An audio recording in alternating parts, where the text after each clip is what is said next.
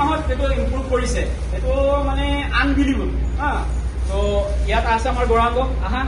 তেখেতৰ body weight আছিলে 80 KG এতিয়া প্ৰেজেণ্ট 74 না তো 6 কেজি বডি ৱেইট কমাইছে এইটো ধেমালি কথা নহয় আচ্ছা তুমি প্ৰথম নিজৰ পৰিচয় দি দিয়া মৰাণ গৌৰাংগ কলিতা মই মৰাণ ৰাজগড় হয় মই ইয়াত আইডিয়া পঢ়ি আছা আচ্ছা তুমি কোনটো মাহত জইন কৰিছিলা আমাৰ এই ছেপ্টেম্বৰ 1 তাৰিখে জইন কৰিছা মই প্ৰতি মাহৰ 1 তাৰিখে মই বডি ৱেইট চেক কৰোঁ তো তোমাৰ ছেপ্টেম্বৰ 1 তাৰিখে কিমান আছিলে বডি ৱেইট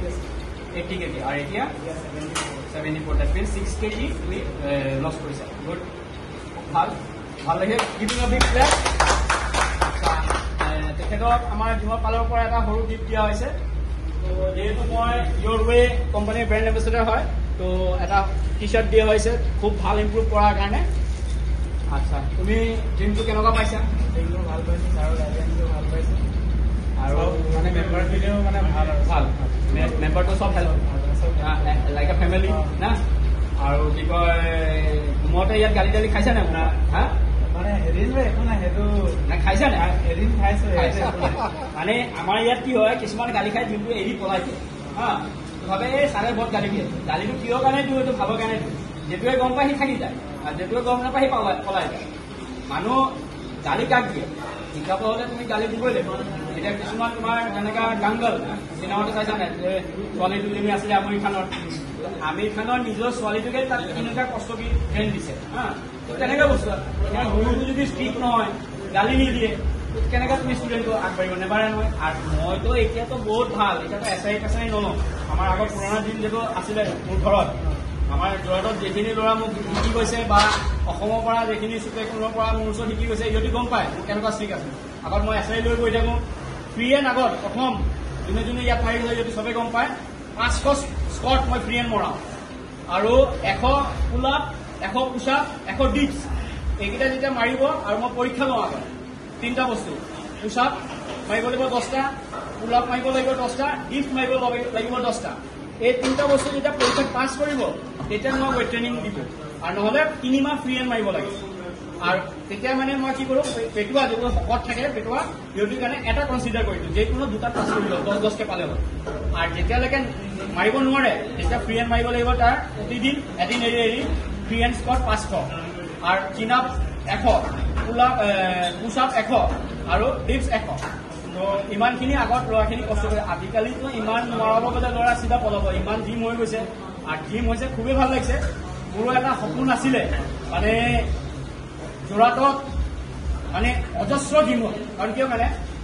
বদনিচাটো যিটো চলি আছে আমাৰ অসমত ড্ৰাগছ তাৰপিছত আৰু যিবোৰ ধূমপান সেই বস্তুবোৰ আঁতৰিব লাগে কাৰণ আজিকালি বদনিচা কৰি যিখিনি ল'ৰা ছোৱালী যিখিনি বেয়া পথত গৈছে বা যাৰ ঘৰত ল'ৰা ছোৱালী হেৰাইছে কাৰণ কিমান মাৰ্ডাৰ হৈছে তেনেকা কাৰণ মানুহ নিচা কৰি থাকিলে গমেই নাপায় সিহঁতে চেঞ্চত কামই নকৰে কি কৰি আছে তো জিমটো হোৱাৰ কাৰণে মই খুবেই ভাল পাইছোঁ যে জিমটো পাণ দোকানৰ নিচিনা হ'ব লাগে তাতকৈ বেছি হ'ব লাগে তাৰমানে কি জিমটো হৈছেও তেনেকা যোৰহাটত এখোজ গ'লে জিম পায় আৰু জিমটো তেনেকা হোৱাৰ কাৰণে খুবেই ভাল হৈছে যে মানুহ শৰীৰৰ প্ৰতি সতৰ্ক হৈছে আৰু মানুহ এক্টিভ হৈছে যে আমাৰ এক্সাৰচাইজটো খুবেই দৰকাৰ আৰু এক্সাৰচাইজটো কৰি থাকিলে মানুহ বহুত ইম্প্ৰুভ ভাল পাইছে কাৰণ মোৰ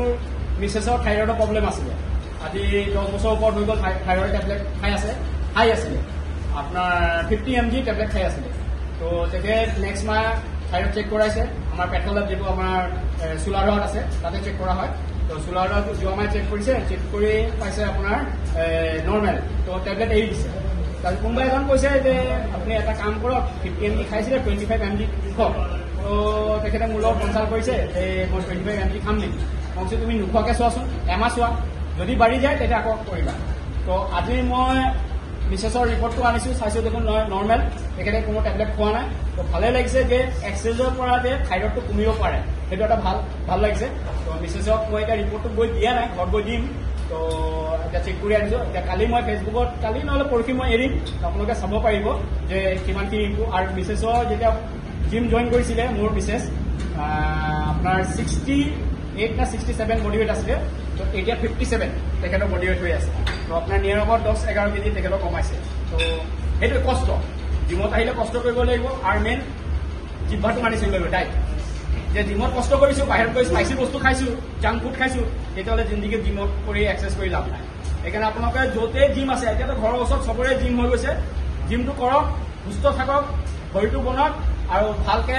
যেন স্পৰ্টিংটো কৰিলে ৰাস্তাত ওলাই গ'লে যেন ভাল লাগে। এতিয়া তেখেতে যেনেকৈ এটা ফিটনেছটো ভাল কৰিছে, মোৰ পৰা এটা সৰু গিফ্ট পাইছে, তেনেকৈ আপোনালোকে য'তে যাব, বিয়া ঘৰ যাব, বাৰ্থডে ঘৰ যাব, বডিটো চালে আপোনালোকৰ ৰেছপন্সটো ভাল দিব। আৰু কিবা ক'বা? চব ঠিকেই হ'ল ছাৰৰ মানে ছাৰে মানে যি বোলো ছাৰে চব মানে চব শিকাই দিয়ে। অ'কে, বাই। হয়।